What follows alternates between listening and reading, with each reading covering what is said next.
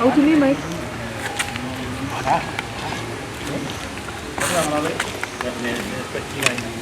Masaizi ameuawa. Kuna kiongozi alikuwa anasema pale Wasama alijipiga risasi. Saizi ni nani? So ni saizi venye Wasama amelala pale. So ni Wasama mwenyewe amejiua. And there is a clip, na kuna clip ambayo inaonyesha huyo kiongozi akiwa wanavutana na Wasama hadi anamtishia maisha. But hadi na leo hii hajaweza kushikwa na kupeleka mahakamani. So sisi kama waniaji wa viti huku Mount Elgon tuko na wasiwasi kubwa sana, kwa sababu wakati ambayo unasema unataka kiti fulani, kuna kiongozi anaona hiyo kiti ni yake, of which sisi kama wapiga kura na wakazi wote wa Mount Elgon, kiti ni wananchi. So mimi nataka kuhimiza na kuomba serikali yetu, mimi haswa Maruti, mimi mwenyewe nimetishiwa maisha mara 3, hadi kuna kiongozi anatoa bunduki yake na ananitishia mimi maisha. Nimeenda nika report, but hadi na leo hii hajaitwa na kuwa summoned na ili aeleze kwa nini alitoa bunduki yake kunitishia mimi maisha. So kuna 3 OB numbers, I have them. Alishai nipigia simu na kunitishia maisha hadi na leo hii. So mimi leo hii hata venye Wasama ameenda hivi, I think I'm the next. Na before mimi nikufe, lazima niambie ulimwengu kama mimi ndakufa, my friend, mtu yote azifuate mheshimiwa mbunge wa Mount Elgon, you will be responsible for my death. Hii mambo ya Wasama, mimi nataka kuomba serikali mkimbize hii investigation mbio sana, venye wamekimbiza ile investigation ya ule mama wa Nairobi pale, ule daktari. After 4 days saizi tumepata kuna maaskari walitumika ndo wakaua huyo daktari. So si pia sisi kama wakazi wa Mount Elgon, kwa sababu hili jambo litaweza kufufua ile mambo ya 207 kama Wasama hatapata haki yake. So sisi tuko naomba serikali, kama ni ukweli tuko na serikali, tafadhali mkuje, na tunataka within 4 or 5 days mkuwe pia mmetuambia ni nani amehusika kumaliza Wasama. At the end of the day, all of us will die because we are supposed to fight for Mount Elgon.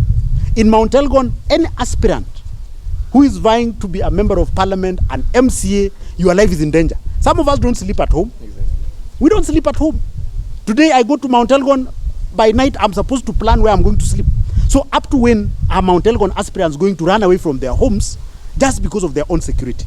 Wasama was killed because he was sleeping at home. Some of us are supposed to run all the way to Bungoma. So there are 5 critical issues that we are supposed to address. Number 1, we want honesty among our leaders. The member of parliament of Mount Elgon must come out clearly and demonstrate that the ideology created in 2024 has changed suddenly after somebody has died. So he should tell us what has happened. Yes. And explain why is it that in 2024 he was trying to shoot himself, yes, but in 2026 the guy is dead. Can he explain the narrative? Exactly. That's what we want. The second part is we want to ask the security agencies, when this incident happened in 2024, you did not table the report and tell the public that this is what we found out. Yeah. So that we are able to have a backup of what happened. But we have not gotten that.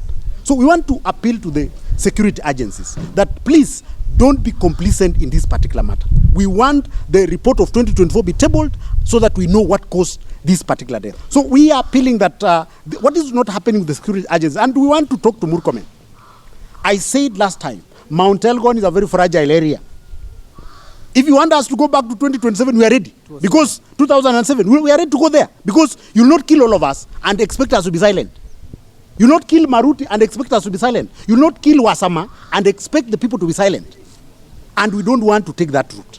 Let the security take its place. Let them investigate this matter. And we want this matter to be concluded as soon as possible. And this is what we are saying. We are not going to bury Wasama unless the culprits are arrested. If they are not arrested, we are not going to do anything. In fact, we are talking to the family and telling them that if we have not gotten the people who did this and be in prison, we are not going to process anything about burial. Ile siku rafiki yangu Wasama alifahamiwa 2024 tulienda mpaka pale. Maajabu mpaka saa hii mimi nauliza serikali. Sijui kuna watu tofauti. Juzi mimi nasikia governor wa sijui ni Homabay ameshikwa, amefungwa. Kwa nini wanaogopa serikali? Kuna watu serikali wanaogopa ama watu wote wako sawa? Jamaa ametembea juzi kuuza amani, amefika Nairobi. So kama serikali wata tusaidia kuuza maneno ya Wasama.